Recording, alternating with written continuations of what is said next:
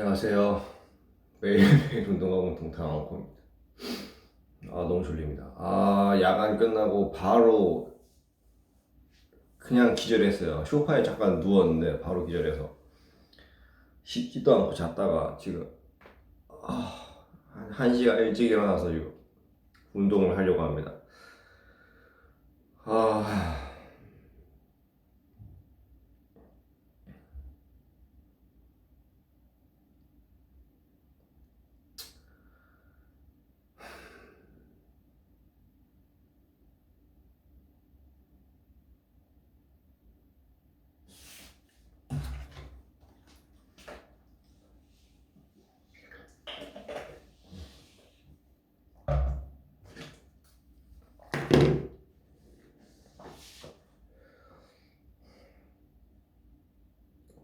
음,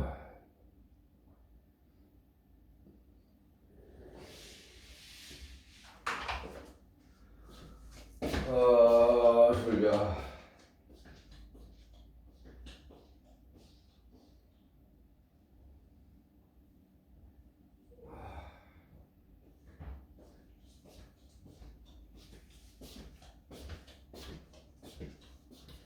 이 운동을 하고 나서도 음식물 쓰레기를 버리고 와야 됩니다. 진짜 싱크대에 음식물 그 분쇄기를 꼭 사야겠어요. 음식물 분쇄기 필수입니다, 여러분. 필수예요. 그 아파트 내려와서 음식물 버리고 오고 보통 일이 아니에요. 보통 일이 아니에요.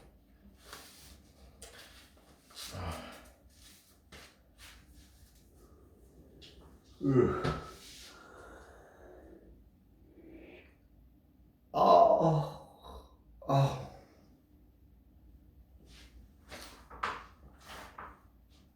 음,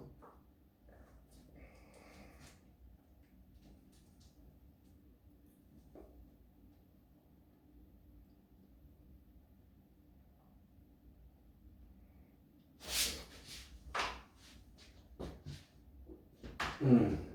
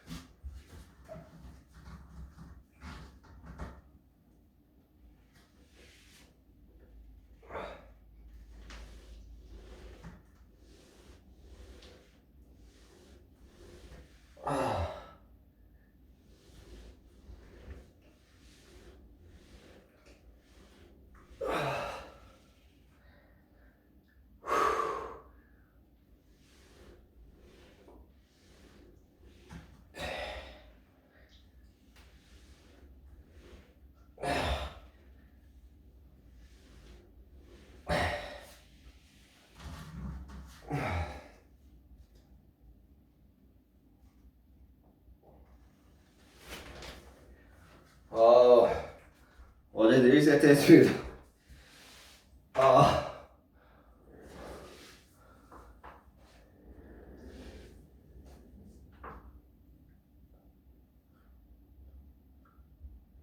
아, 일어나자마자 어떻게 운동을 하지? 일어나자마자 운동 어떻게 하죠?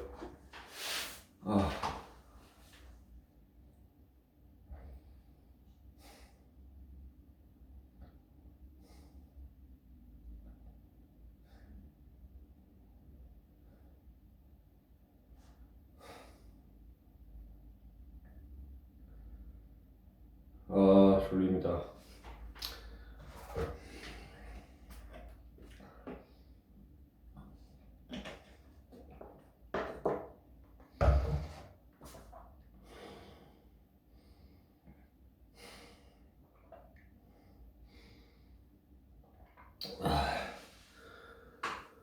아, 4분 50초가 지나가고 있네요.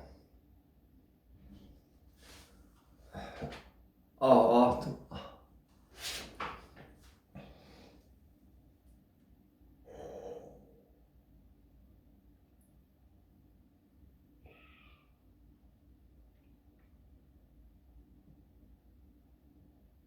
아, 아,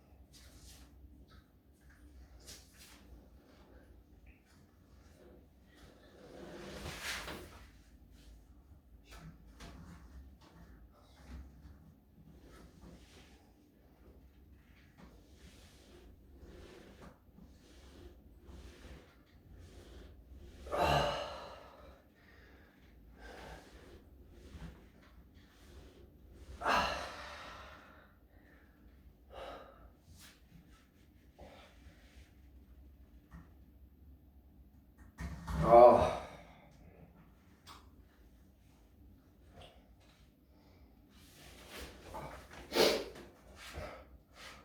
아, 이거 진짜 변명이 아니고 핑계가 아니고 머리가 아파서 못하겠어요. 머리가. 이 올라가 힘줄 때마다 두통이 옵니다.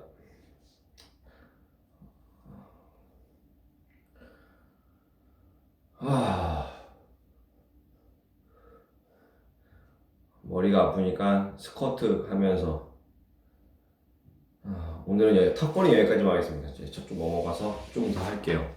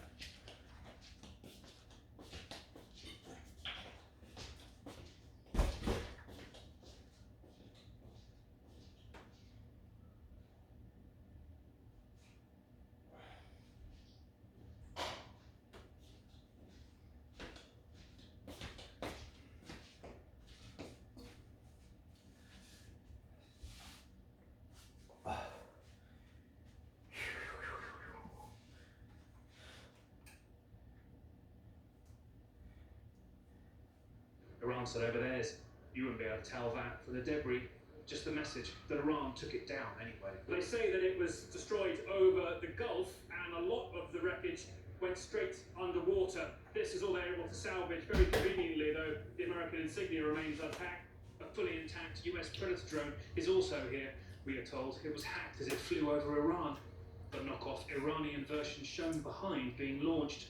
Older American models, Israeli, British. We can't touch them or verify independently what they are. Well, it's no accident that a couple of days after the Saudi Arabian government displays devices that it said entered its territory, Iran puts on a substantial display of what it said it managed to capture over its land or near it. A very friendly welcome here from an Iranian pilot whose face we can't show, said his name is Mike, talks about Premier League soccer and describes in English how some of these drones were hacked as they flew over Iran. But the message here clearly one of confidence and a desire for Iran to show quite how much it's been able to salvage from the drones that have flown over its territory. Learning from, even stealing American technology, nothing new, but more and more betting on it. These drones are masterclass. Iranian officials have said in reverse engineering in Tehran. American sanctions may bite, but they want you to know Iran can too. Nick Payne-Walsh, CNN, Tehran. Thanks to Nick for that. Meanwhile, back here, for the first time, Elizabeth Warren surging to the top of the field in Iowa. Where does that leave Joe Biden? CNN's new poll next. Africa is at the forefront forefront of unprecedented ingenuity, creating advanced solutions in one of the fastest growing parts of the globe. We looked at that ecosystem and we realized that that ecosystem hasn't evolved. Connectivity has increased dramatically across Africa. So that's the space we wanted to be in. Join me, Robin Carter, as we meet some of the frontrunners and look at their bold steps to craft a better future. Innovate Africa, Saturday on CNN, in association with Dangote Transformational Projects. On the next Eco Solutions, it's one of the world's biggest consumers of plastic. Meet the people fighting for change in Japan with eco-friendly alternatives, improved recycling technology, and the country's first ban on single-use plastic. Plus, explore the ways that the ethos of recycling is growing beyond just plastic to electronics and clothing. Eco Solutions, Saturday on CNN. This is the 100 Club, our look at companies that are 100 years old or older.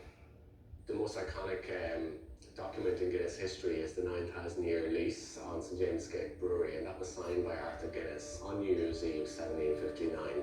And one of the really nice things on the lease is the Arthur Guinness signature, which you find in the bottom right-hand corner. And just over 100 years later, we see that Arthur Guinness signature turning up on the very, very first Guinness trademark label in 1862. So this is one of our oldest brewing recipe books in the Guinness archives. On the 14th of December 1801, the first recipe for export beer in the Guinness portfolio, a beer called West India Porter. By the late 1800s, Guinness had grown to be the largest brewery, not just in Ireland, but actually the whole world, and was known as a city within a city with its own railway, with its own fleet of ships. Connect the world with Becky Anderson. It all starts here. Changing, fighting, creating, connecting. That's why we're here. We live here, we work here, we're from here, and we'll go wherever the story takes us. I'm Becky Anderson in Tehran. We are in Jerusalem. Real news that shapes our world. Exploring not just what's going on, but why. I just want to press you on one further point. Getting perspective on this region from this region. Places that many of us know, but few of us get to see. Observing countries on the move, still rooted in tradition. It all starts here, and that's why we're here, bringing you the world from our Middle Eastern hub. Connect the world with Becky Anderson, tonight on CNN. All new Inside Africa. Unlocking the mysteries behind a continent you thought you knew.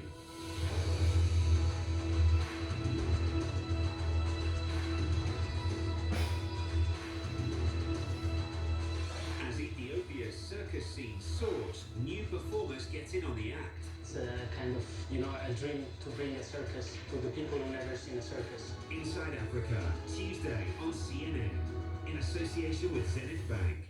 The CNN and New York Times Democratic presidential debate, live from the battleground state of Ohio. The top Democrats in the race to the White House take the stage. Only on CNN. I'm John Defterios in Abu Dhabi, and this is CNN.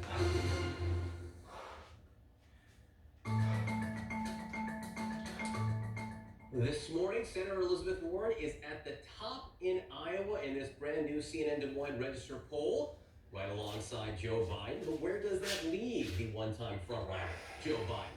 Let's get the forecast with CNN senior politics writer and analyst Harry. And Harry, everyone has seen the top line number, which is interesting, but the numbers behind the numbers, they tell a story. Right, so let's just remind you of them. Basically what we have here is a top tier between Biden and Warren, right? Warren at 22%, Biden at 20%. Sanders, Buttigieg way down 11.9, and everyone else is at 6% or below. But I think the trend here is so important because take a look at Warren. She was at 9% in March, 15% in June, 22% now. The trend for Biden going the other way, 27, 23, 20, and the trend for Sanders really bad, 25, 16, 11. But as you were saying, sort of the numbers behind the numbers, which I think are so important. So basically our poll asked, who did you caucus for in 2016? Bernie Sanders or Hillary Clinton? And I think this gives you a very good understanding of why Warren is jumping up in the polls. Because yes, she is taking from the Sanders pool 32%, which is actually higher than Sanders is pulling from his own pool from 40%. Sanders vote. Yeah, that's not good at all, folks. Not good at all. And especially not good because we had this whole idea, well, 2016 was a brutal primary. Could Sanders perhaps grab some of those Clinton supporters? The answer, no. He's at 0% among them versus Warren, who is actually pulling a decent chunk of those Clinton voters. She's at 22%, which is just behind Biden, who's at 29%. But Biden's getting none of that Sanders support, basically at 6%. So the key with Warren is she's pulling a little bit from both pieces of the pie. That is very fascinating. I know this isn't your purview, but it's the sense that she just has a great ground game. I mean, that is absolutely true. So there is that sense. And I think what it really is she's able to pull from the very liberal lane, which was Bernie Sanders' lane, as well as from the well